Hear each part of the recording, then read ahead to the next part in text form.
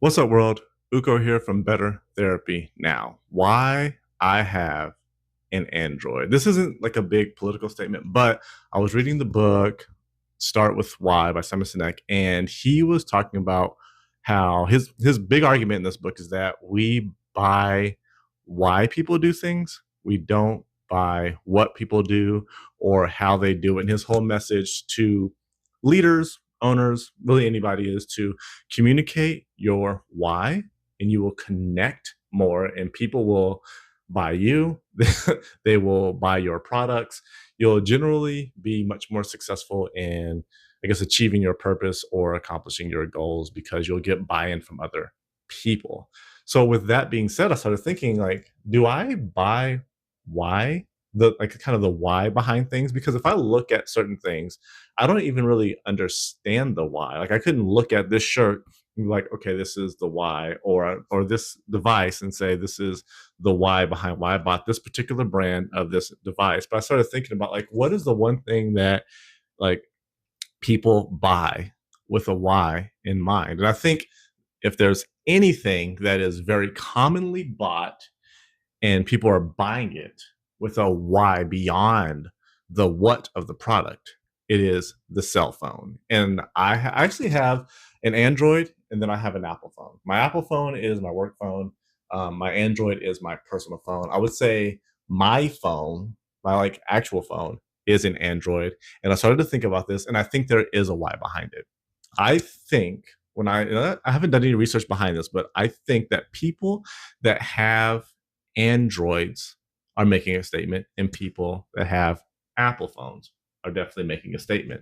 And and why it took me so long to kind of figure out like what is the statement that I think I was making, at least me personally, with an Android, is exactly the why behind the Android, I think. And what it is for me, what I came up with is that Android for me is saying, I don't care what people think.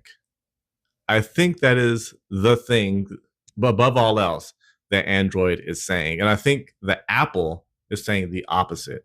I care. I want to be a part of a group. I want to be a part of, like, included inside the group. You can call it the cool group. You can call it the popular group. But I think that is like one of the major difference that I see between Apple and Android. And it's kind of true about a lot of things with me. Like even the fact that I'm wearing like this very plain blue shirt, like a lot of my clothes are very plain. It's not necessarily making any big statements. I think the Android kind of achieves the same thing. It doesn't really make any big statements. And it's kind of almost like seen as the poor person's phone. And I'm very adamant about just not caring about that. And that was very interesting to me that that was the why behind it. And then now it's definitely not like a functionality thing because I have both phones. They function for the most part the same. The technology for the most part is honestly, I think the technology on the Apple's probably a little bit better than my Android, but I still choose the Android. Part of it is I feel like I'm just used to the Android because that was my first phone whenever I bought my first smartphone. And I've kind of grown with the technology. And just recently for work, I had to buy an Apple phone, or the company bought an Apple phone for me. And I'm like getting used to it, but it's almost like part of my brain just cannot accept the Apple phone completely. And I find myself so many times getting upset with my Apple phone.